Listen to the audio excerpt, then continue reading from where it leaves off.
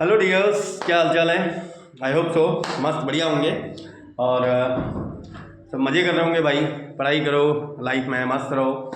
And last देखिए, हम ज़्यादा बात नहीं करेंगे क्योंकि हमने लास्ट लेक्चर जब लिया था तो ग्रेविटेशनल पोटेंशियल पे लिया था और मैंने उसमें बताया भी था आप लोगों को कि ग्रेविटेशनल पोटेंशियल कुछ नहीं, केवल क्या होता है, it is the gravitational potential energy होती है। लेकिन क्या होती है, किस पार्टिकल की होती है या किस ऑब्जेक्ट की होती है, 1 kg मास की।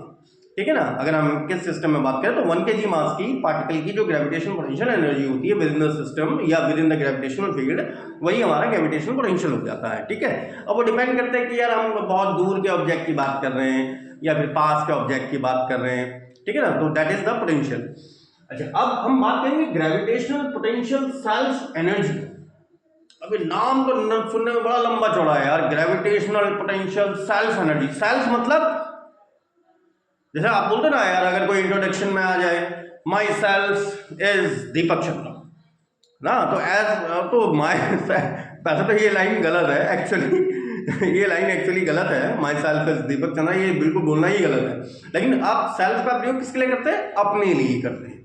ठीक है ना। तो सेल्फ एनर्जी कहने का मतलब उसकी खुद की अपनी स्थिति ऊर्जा की बात कर रहे हैं। अब स्टार्टिंग ये हुआ कैसे, ये ग्रेविटेशनल पोटेंशियल सेल्फ एनर्जी का कॉन्सेप्ट आया कैसे?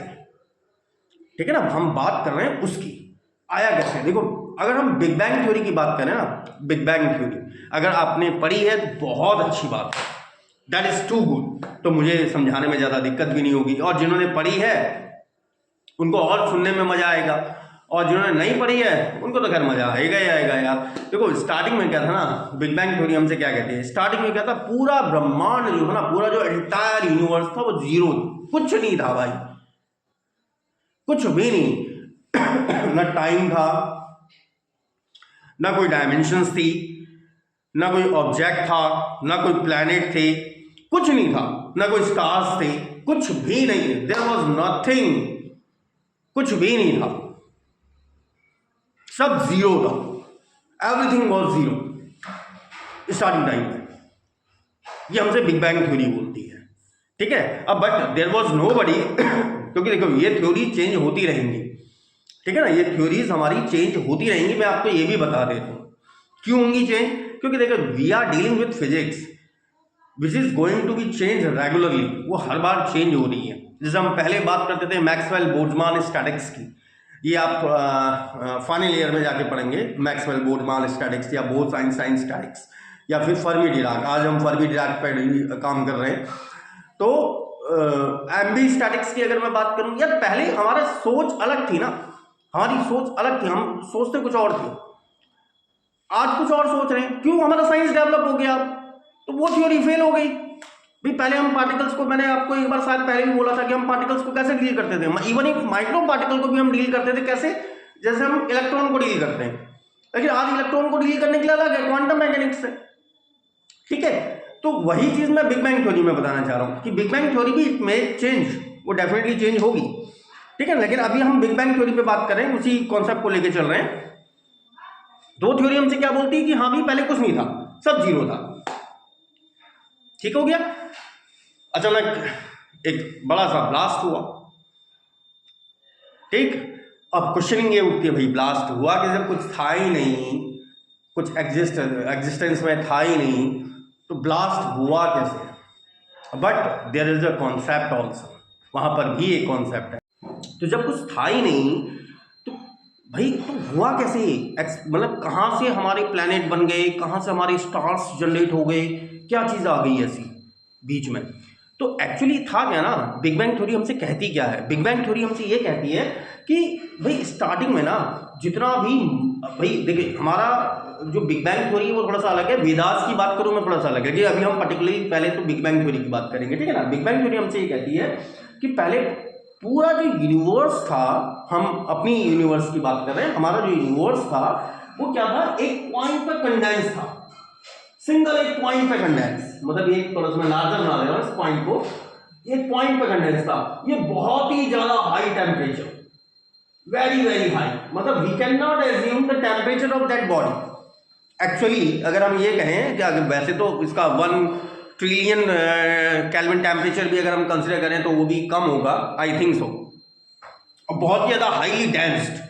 तो अचानक क्या हुआ ना, इसमें एक्सप्लोजन हुआ भाई। इतना, एक तो डेंसिटी बहुत ज़्यादा थी, डेंसिटी समझ ना, डेंसिटी मतलब कौन कितना ज़्यादा पैक्ड है, ठीक है। डेंसिटी उसी को कहते हैं, मास पर यूनिट वॉल्यूम। ये तो होता है कि पर यूनिट वॉल्यूम में कितना मास कंटेंट है, तो पर यूनिट वॉल्यूम में जितना ज़्यादा मास कंटेंट है उतनी ज़्यादा डेंसिटी है। तो हाई डेंसिटी बोल रहा हूँ मैं, इसका मतलब उसके पर यूनिट वॉल्यूम में बहुत ज़्यादा मास कंटेंट था। तो अचानक ब्लास्ट हुआ। अब जैसे ही ब्लास्ट हुआ तो इससे नंबर ऑफ पार्टिकल्स सब फैल गए भाई, ये सब फैल गए, मल्टीपल डायरेक्शंस में फैल गए। ब्लास्ट हुआ भाई, जैसे आपने देखा ना गाड़ी जब टकराती है तो ब्लास्ट हो जाए, चीथड़े उड़ गए, तो वैसे ही हुआ कुछ बिग बैंग थ्योरी के अकॉर्डिंग। सिंपल भाषा में समझा रहा हूं आपको, ठीक। अब भाई जब पार्टिकल्स फैले तो पार्टिकल्स, एक पार्टिकल यहां, एक पार्टिकल यहां, एक पार्टिकल यहां, एक पार्टिकल यहां, कुछ पार्टिकल्स यहां। अब मैं इनको पार्टिकल बोल रहा हूं, ठीक है ना, लेकिन बशर्ते ये बहुत लार्जर बॉडीज थी उस टाइम पर, ठीक है ना, उस टाइम पर बहुत ही लार्जर बॉडीज थी। ये सब इंफिनिटी में कहीं प्लेस थे। इंफिनिटी में कहने का मतलब है ये पार्टिकल इस पार्टिकल के रिस्पेक्ट में इंफिनिटी डिस्टेंस पर है, ये पार्टिकल इस पार्टिकल के रिस्पेक्ट में इंफिनिटी डिस्टेंस पर है, ये पार्टिकल इस पार्टिकल के रिस्पेक्ट में इंफिनिटी डिस्टेंस पर है। और मैं आपको ये भी चीज बता दूं, इन्फिनेटिव एक्चुअली कोई डिस्टेंस है ही नहीं, क्योंकि इन्फिनेटिव हम हमेशा किसी के रिस्पेक्ट में बात करते हैं। जैसे कोई कहे कि भाई तुम भगवान कृष्ण की तरह उंगली पे वो उठा लो, माउंट एवरेस्ट उठा लो, या फिर और कोई K2-1 उठा लो, तो मैं उंगली पे तो उठा नहीं पाऊंगा, मैं उनकी तरह पावरफुल तो हूं नहीं, तो वो मास मेरे लिए इन्फिनिटिव है, ठीक है। तो किसी के रिस्पेक्ट में हम इन्फिनिटी बोलते हैं, ठीक है ना। एक्चुअली इन्फिनिटी तो हमने अभी तक पहुंचे ही नहीं है। हमने अपने एंटायर यूनिवर्स का, अगर मैं आपसे एक्चुअल फैक्ट की बात करूं ना, अपने एंटायर यूनिवर्स का मुश्किल से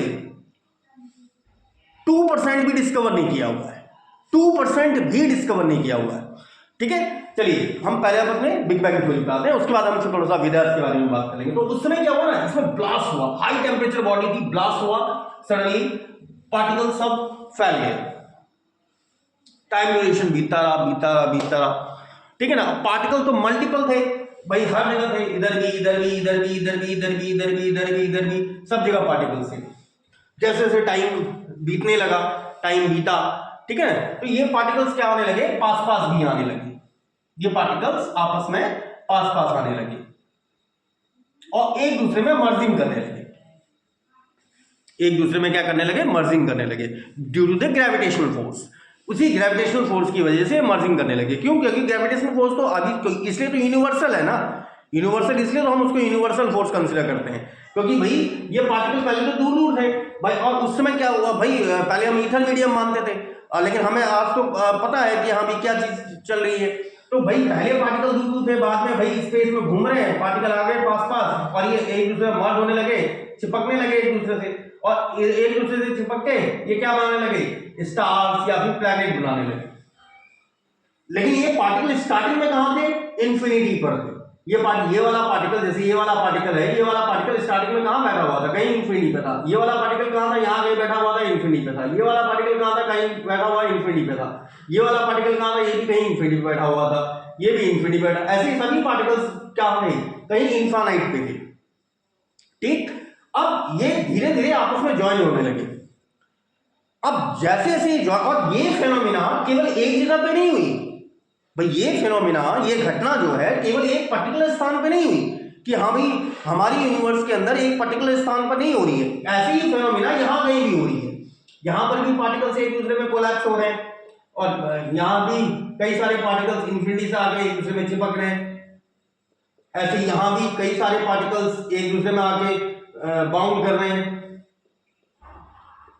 ऐसे यहां भी यही फेनोमेना हो रही है। मतलब ये घटना एक जगह पे नहीं, according to big bang theory, big bang theory के अनुसार ये फेनोमेना एक जगह पे नहीं बल्कि मल्टीपल जगह पे एक साथ हो रही है, जिसकी वजह से आज हमारा सोलर सिस्टम डेवलप्ड है भाई। आज आप अर्थ को रीड कर रहे हैं, सन को रीड कर रहे हैं, सैटर्न को हम रीड कर रहे हैं, जुपिटर को रीड कर रहे हैं, मार्स को रीड कर रहे हैं, मर्क्यूरी को रीड कर रहे हैं। ये सब बिग बैंग थ्योरी के अनुसार सब, ये सब पहले सब क्या था, ये सब कुछ नहीं था। ये सब एंटायर यूनिवर्स में कहीं इन्फिनिटी पे बैठे हुए थे भाई, ये सब छोटे छोटे पार्टिकल्स की फॉर्म में थे, ये मल्टीपल आके जुड़े हैं। इनके पार्टिकल जो है मल्टीपली एंटायर कहीं इंफिनिटी पे आके पहले ऐसे ऐसे ऐसे ऐसे धीरे धीरे कंप्रेस होके ग्रेविटेशनल फोर्स की वजह से ये चिपके चिपके चिपके चिपके धीरे धीरे इनका साइज बढ़ता गया बढ़ता गया बढ़ता गया और आज इतना बड़ा हो गया। समझ रहे बात को? तो पहले तो क्या था? पहले तो कुछ नहीं था, जीरो था। पहले क्या था? जीरो था। ठीक, फिर टाइम ड्यूरेशन बढ़ा, टाइम ड्यूरेशन बढ़ने के साथ साथ उसकी कुछ रेडियस हुई यार भाई, पार्टिकल्स आए होंगे ना, पार्टिकल्स आए चिपके चिपके चिपके चिपके चिपके पार्टिकल्स बढ़ते गए। आज मान लो आज इसकी रेडियस कैपिटल आर है, आज इसकी रेडियस मैं क्या कह दे रहा हूं? कैपिटल आर है। जो आज की, अगर आज की डेट की बात कर रहे हैं, ठीक है ना, आज जो भी डेट चल रही है आज हम उस डेट की बात कर रहे हैं, तो आज की रेडियस हम मान के चल रहे हैं कि आज की डेट में उसकी रेडियस आर है और हमारा यूनिवर्स एक्सपेंड होता जा रहा है। Big bang theory I think so आपके समझ में आई होगी। और ग्रेविटेशनल पोटेंशियल एनर्जी इसी बात को डिफाइन करती है। ग्रेविटेशनल पोटेंशियल एनर्जी क्या कहती है हमसे? ग्रेविटेशनल पोटेंशियल एनर्जी इसी बात को कहती है क्या, क्योंकि मैंने आपको देखो अभी क्या बोला कि कोई भी प्लैनेट या हमारे यूनिवर्स के अंदर कोई भी प्लैनेट कैसे बना, कैसे जनरेट हुआ अकॉर्डिंग टू बिग बैंग, कि पार्टिकल सब पहले कहीं इंफिनिटी पे है, वो धीरे धीरे पास पास आए, टाइम बीतता गया, पास पास आए। भाई ग्रेविटेशनल फोर्स तो था ही, ग्रेविटेशनल फोर्स तो एक यूनिवर्सल फोर्स है, ठीक है ना, वो तो था ही, एग्जिस्ट तो कर ही रहा था। तो वो पास पास आए चिपके और धीरे धीरे चिपकते चिपकते चिपकते चिपकते बड़ा होता गया, बड़ा होता गया, बड़ा होता गया स्फेरिकल फॉर्म में, वो एक लार्जर बॉडी बन गया। आज की डेट में आपको एक लार्जर बॉडी दिखाई दे रहा है जिसको आप आज प्लैनेट बोल रहे हो। तो लेकिन इसके स्टार्टिंग पार्टिकल्स तो कहीं इंफिनिटी पे थे ना, और ग्रेविटेशनल पोटेंशियल को आप इंफिनिटी पे रीड कर रहे थे। इसका मतलब अगर मैं किसी बॉडी की ग्रेविटेशनल पोटेंशियल सेल्फ एनर्जी की अगर मैं बात कर रहा हूं, मतलब हम उसके खुद के निर्माण की बात कर रहे हैं। We are talking about the generation of the body itself, कि बॉडी खुद कैसे जनरेट हुई।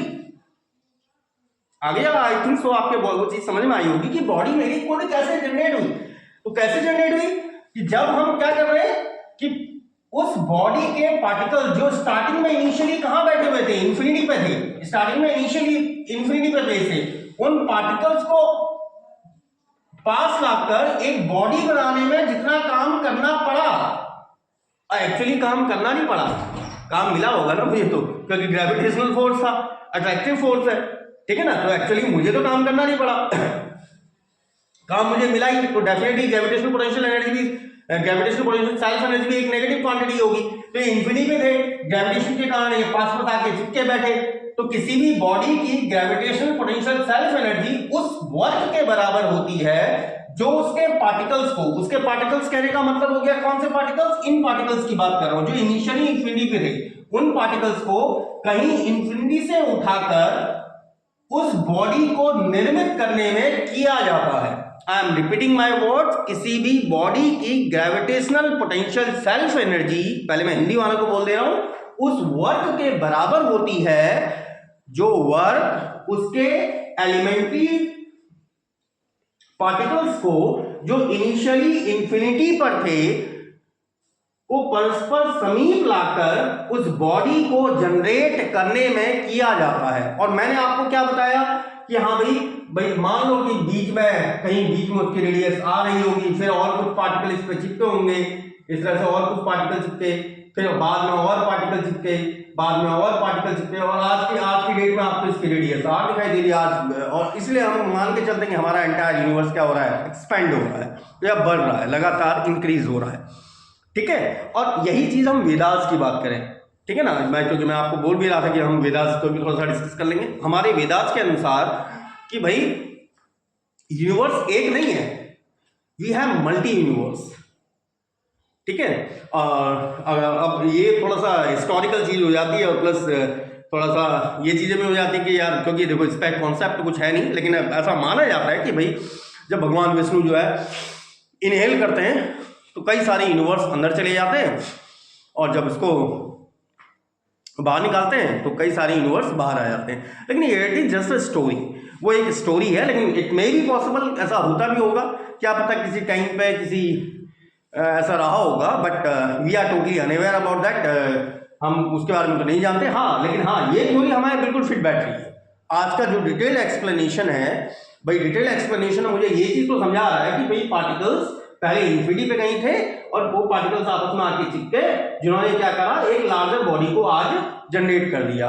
और वो पार्टिकल जो इनिशियली इन्फिनिटी पे था और जिन्होंने लार्जर पार्टिकल एक बॉडी को जनरेट किया, तो इस बॉडी को जनरेट करने में जितना काम मुझे मिला अंगेज द ग्रेविटेशनल फोर्स, ठीक है ना, जितना काम मुझे करना पड़ा अंगेज द ग्रेविटेशनल फोर्स, वही उस बॉडी की ग्रेविटेशनल पोटेंशियल सेल्फ एनर्जी। और समझ गए होंगे सेल्फ एनर्जी क्यों?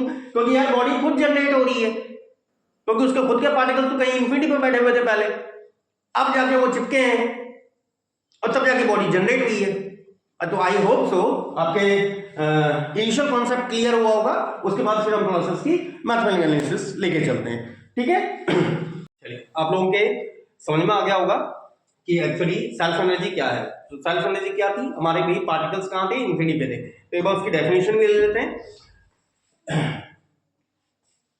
दी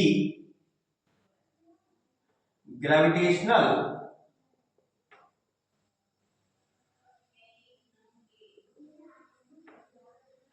पोटेंशियल सेल्फ एनर्जी, अब देखो मैंने थोड़ा शॉर्ट मार दिया, ऊपर तो लिखा ही हुआ है, ठीक है ना, of a body is equal to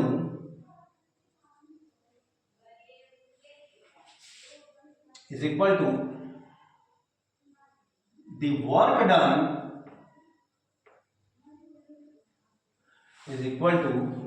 done in carrying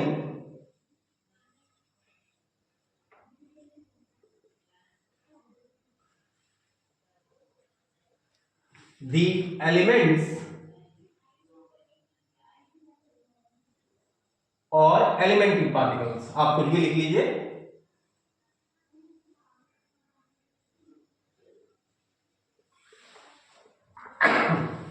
The gravitational potential energy of a body is equal to the work done in carrying the elements of the particle work done in carrying the sorry, I have written something mistake. Of a body is equal to the work done in carrying the elements of the body. Sorry. I have done a mistake. Elements of the body in carrying the elements of the body to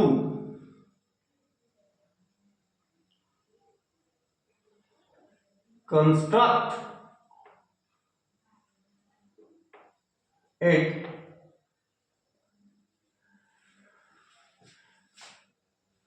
which were initially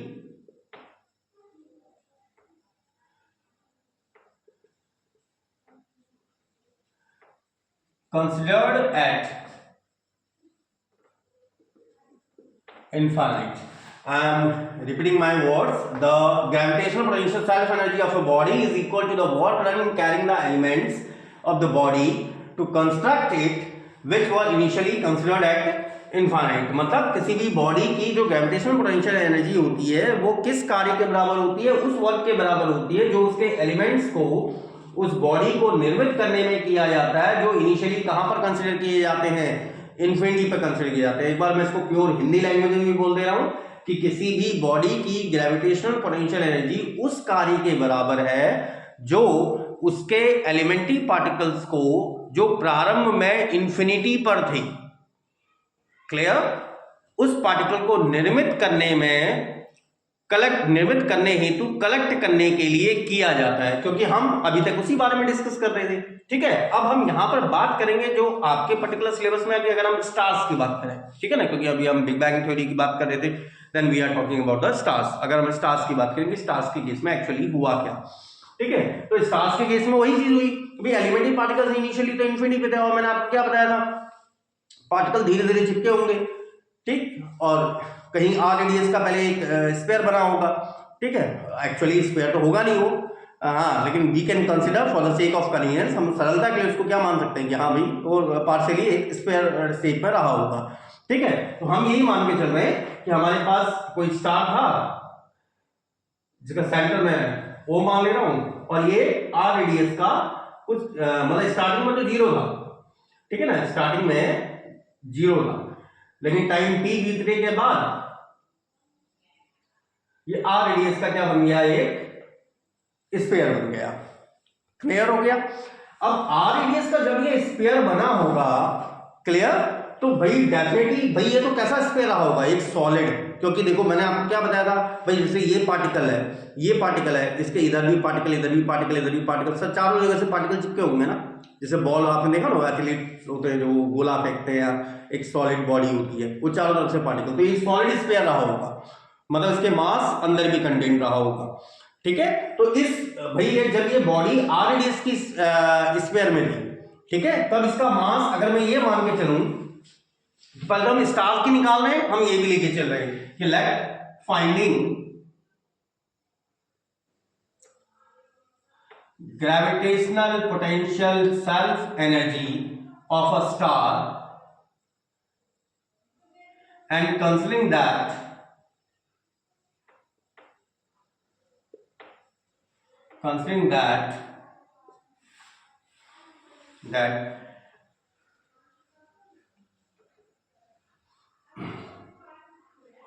initially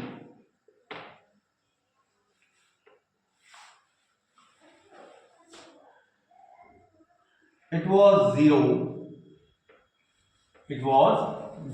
sphere, it was a zero sphere,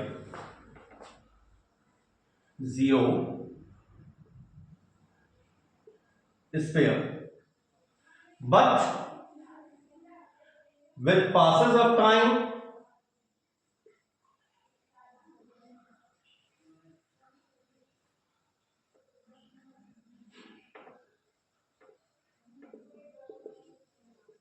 it become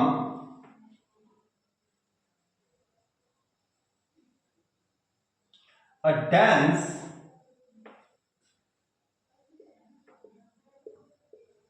sphere of radii small r,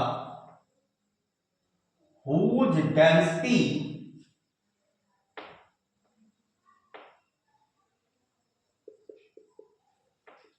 is rho, for sake of convenience.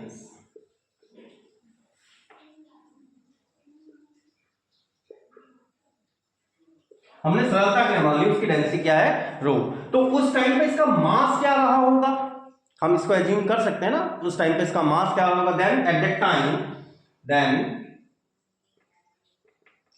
That time the mass of that star is, क्या रहा होगा star का मास कैसे निकालते हैं, मास मैंने आपको बताया था, मास बेसिकली क्या होता है, density into volume, is that clear.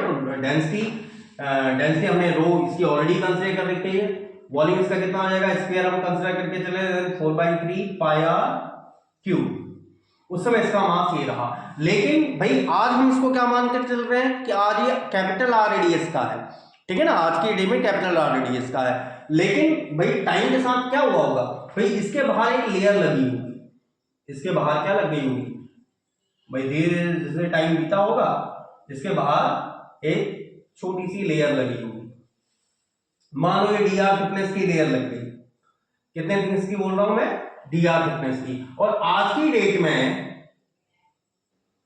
मान लीजिए ये कैपिटल आर रेडियस का स्टार है, थोड़ा सा टेढ़ा मेढ़ा हो गया यार चित्र, लेकिन आप लोगों के समझने के लिए बहुत है, ठीक है ना, आपको मैं लिखा तो चुका हूं, ये रेडियाई लिखा हुआ है, दोबारा अगर मेरे को बोलना है तो मैं दोबारा बोल रहा हूं, स्क्वायर ऑफ रेडियाई लिखा हुआ है। तो आज की डेट में ये कैपिटल आर रेडियस का है, लेकिन ये मैंने कौन सा बनाया है, जब हम आफ्टर एक स्मॉल टाइम इंटरवल की बात करें, स्मॉल टाइम इंटरवल भाई इंटरवल टाइम बाद भाई इसके बाहर से भी तो पार्टिकल चिपके होंगे, फिर उसके बाहर से चिपके, फिर उसके बाहर से चिपके, उसके बाहर से चिपके, लेकिन स्टार्टिंग में तो इसकी रेडियस कितनी थी, स्टार्टिंग में इसकी रेडियस 0 के बराबर थी, it was a zero sphere. आज की डेट में इसकी रेडियस आर के बराबर हम कंसीडर कर रहे हैं, ठीक है ना, तो उस टाइम पर तो इसका मास m था, but after some time let a core of thickness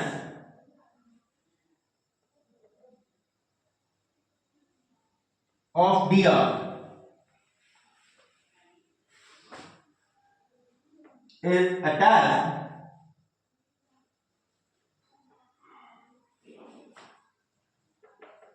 at the outer surface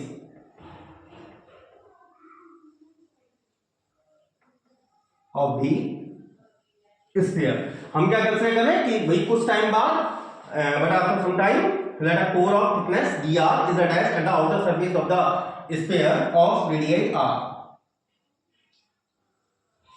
तो भाई जब ये कोर चिपकी होगी ना, तो ये जब ये कोर चिपकी होगी तो कितने मास की कोर चिपकी होगी, इसको भी तो हम कैलकुलेट कर सकते हैं भाई, इसको भी तो आसानी से कैलकुलेट किया जा सकता है, क्योंकि ये तो बाहर पेरीफेरी पे चिपकी।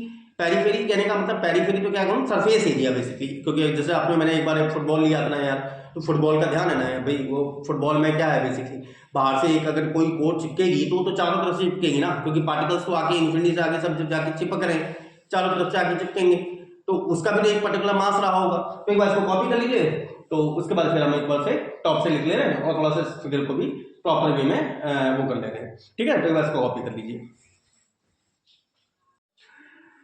तो जो हम बात कर रहे थे कि हाँ भाई dr थिकनेस की क्रोड ये कहाँ से आई होगी, ये इन्फिनिटी से तो आए होंगे ना पार्टिकल ये सारे। तो इसका मतलब इस क्रोड का जो मास होगा वो मास हम कैसे निकाल सकते हैं भाई, इस क्रोड का मास कैसे निकाल सकते हैं भाई, इस क्रोड भाई ये आर रेडियस का थिकनेस तो पहले से थी, dr थिकनेस की एक कोर इसके बाहर से आउटर लेयर में अटैच होगी जिसकी डेंसिटी हम रो मान के चल रहे हैं। तो इस कोर का मास कितना हो जाएगा, surface area into thickness. Surface area कितना आ गया 4 पाई आर स्क्वायर, थिकनेस आ गई dr, और मास अगर हम कैलकुलेट करें देन डेंसिटी रो। अच्छा अब इस कोर, ये जो कोर बाहर से अटैच हुई है, ये पार्टिकल इन्फिनिटी से आए थे ना, जैसे हम जब ग्रेविटेशनल पोटेंशियल की बात करें तो ग्रेविटेशनल पोटेंशियल में मैंने क्या कहा था, m मास के पार्टिकल को जब आप उठा के लेके आ रहे हैं, m मास के पार्टिकल को जब हम उठा के लेके आ रहे हैं, तो gravitational potential energy of that particle, m मास का पार्टिकल, उस पार्टिकल की ग्रेविटेशन, तो ये पार्टिकल्स को ये जो यहां पर इस लेयर पर जो पार्टिकल्स आए होंगे ना, यहां इस लेयर पर जो भी पार्टिकल आए होंगे ये सब इन्फिनिटी से आए होंगे according to big bang theory, ये कहीं इन्फिनिटी से आके यहां पर अटैच हुए हैं। तो इस कोर की प्रेजेंस के कारण इस कोर की ग्रेविटेशनल पोटेंशियल सेल्फ एनर्जी या इस कोर की ग्रेविटेशनल पोटेंशियल एनर्जी कितनी हो जाएगी, सो द ग्रेविटेशनल, आप लोग पूरे लिखेगा, potential energy of core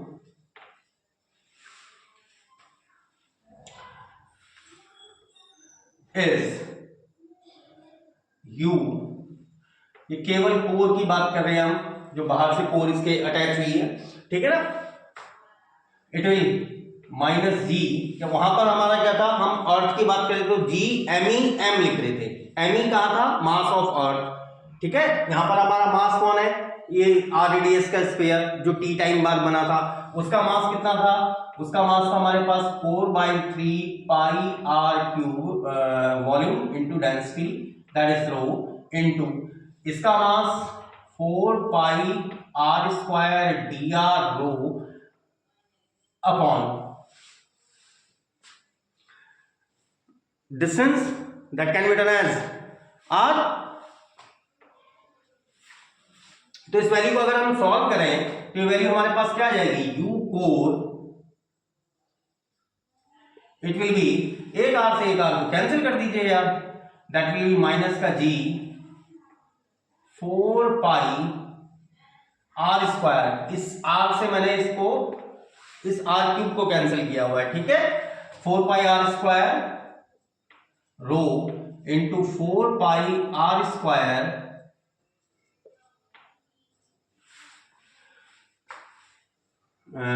D r rho, okay, and upon में nothing is left, okay 3 is left over there. तो ये कितना आ गया, G 4 pi r square, 4 pi r square and rho का भी स्क्वायर आया, तो 4 पाई आर स्क्वायर रो का whole square, 4 pi r square, इन दोनों का स्क्वायर, रो का होल स्क्वायर, और अपॉन में 3 एंड डी आर। ये केवल किसके कारण है, डी आर की जब क्रोड चिपकी, ठीक है ना, dr थिकनेस की जब इस पर एक प्रोब चिपकी बाहर से आउटर कोर पर, जब ये चिपकी होगी और इन्फिनिटी से आगे पार्टिकल आए तो कोर की भाई इतनी पोटेंशियल एनर्जी यही होगी, ठीक है। लेकिन आज की डेट में क्या है भाई, यहां पर तो इसकी रेडियस स्टार्टिंग में क्या बोला था मैंने, स्टार्टिंग में इसकी रेडियस क्या थी, 0 थी। आज की डेट में इसकी रेडियस क्या है, r। क्लियर। तो आज की डेट में इसकी ग्रेविटेशनल पोटेंशियल सेल्फ एनर्जी क्या हो जाएगी, सो ग्रेविटेशनल पोटेंशियल आप लोग पूरा लिखेगा self energy of star which is considered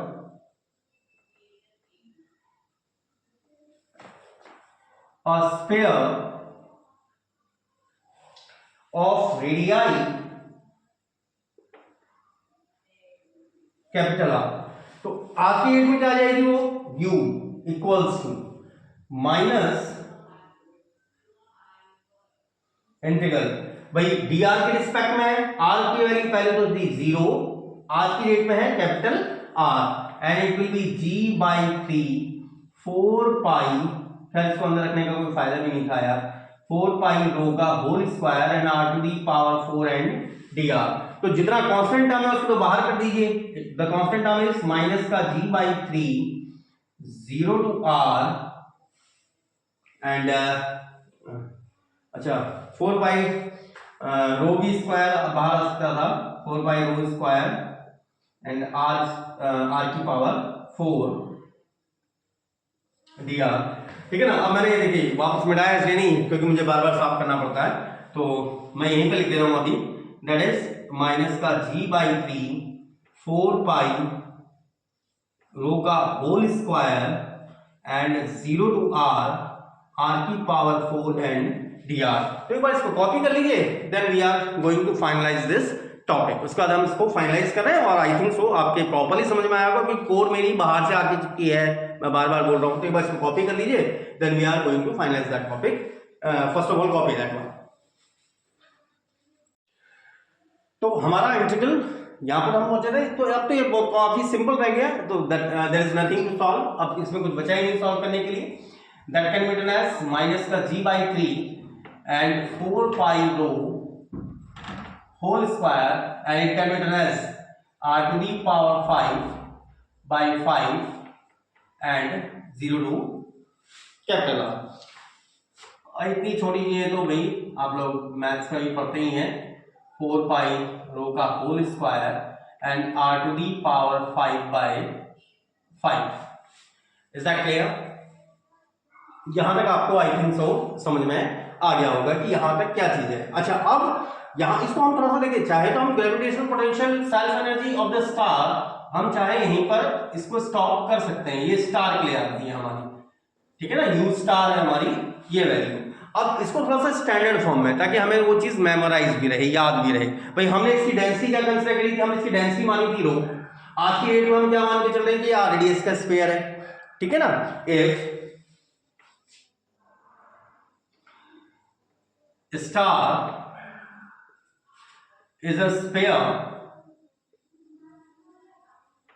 of radii या of radius। कई बच्चे मुझसे बोलते हैं, बोले सर रेडियाई तो यार मल्टीपल के लिए यूज करते हैं, यार we are not going on the language, ठीक है ना, हम लैंग्वेज पे नहीं जा रहे हैं। रेडियाई कहो या रेडियस कह दो, बात एक ही है। Just I have to convey my message to you guys, आपको केवल मैसेज कन्वे करने का होता है, ठीक है ना। तो स्टार अगर मैं उसको रेडियाई भी लिख रहा हूं तो भी कोई मिस्टेकन नहीं है वहां पर, ठीक है।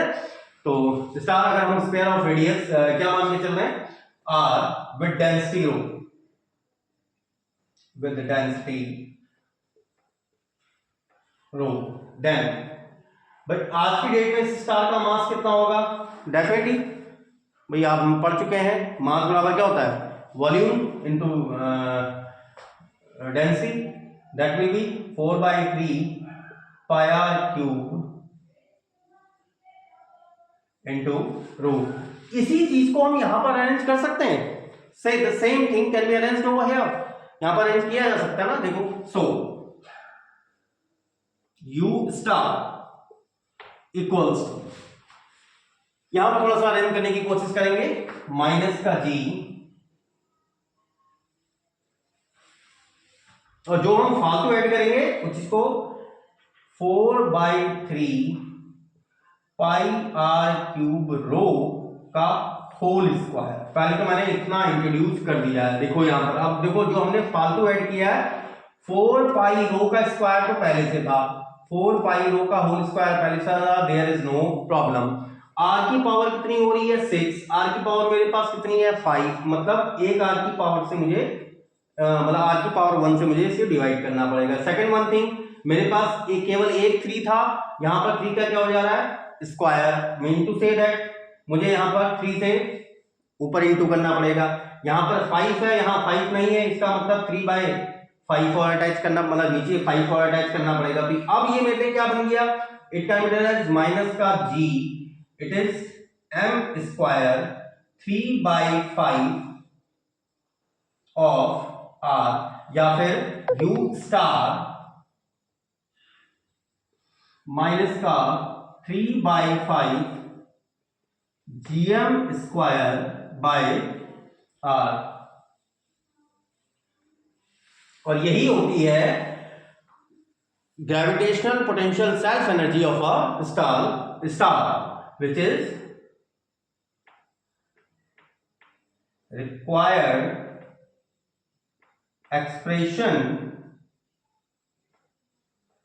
for gravitational potential self energy of a star। ये एक स्टार की क्या है, ग्रेविटेशनल पोटेंशियल सेल्फ एनर्जी है। तो आई होप सो आपके ये चीज समझ में आई होगी। तो ग्रेविटेशनल पोटेंशियल सेल्फ एनर्जी हम बात कर रहे हैं क्या, पार्टिकल के खुद के या ऑब्जेक्ट के खुद के जनरेशन की जब हम बात कर रहे हैं, उसके खुद के पार्टिकल कहीं इन्फिनिटी पे बैठे हुए हैं, ठीक है। तो आपको आई थिंक सो मेरे हिसाब तो समझ में आ जाना चाहिए यार। अगर उसके बाद भी दिक्कत है देन डेफिनेटली आप मुझसे कमेंट सेक्शन के थ्रू पूछ सकते हैं। और फिर से मैं दोबारा हर रोज बोलता हूँ, बार बार हर वीडियो में बोलता हूँ, लाइफ को भी इंजॉय करिए, पढ़िए भी भाई। और अगर कोई दिक्कत आ रही है देन डेफिनेटली मुझसे आप उस चीज़ को कंसल्ट कर सकते हैं, ठीक है ना। और अब आई थिंक सो वीडियोज़ आपको रेगुलर मिलेंगी, क्योंकि अभी बीच में तो अभी मैं फ्री हूँ, बीच में हो सकता है कहीं एक दो बार अगर मैं बीच में गया भी तो definitely I will inform you first, मैं आपको पहले इन्फॉर्म कर दूंगा कि भाई मैं अवेलेबल नहीं हूँ इस दिन में, तो उससे कोई प्रॉब्लम नहीं होनी चाहिए। लेकिन पढ़िए, लाइफ को भी इंजॉय करिए, सब कुछ करिए और enjoy every second of your life. And इसमें अगर कोई दिक्कत होती है तो मुझसे पूछिए। Till then good bye dears and enjoy your life. Okay, bye bye.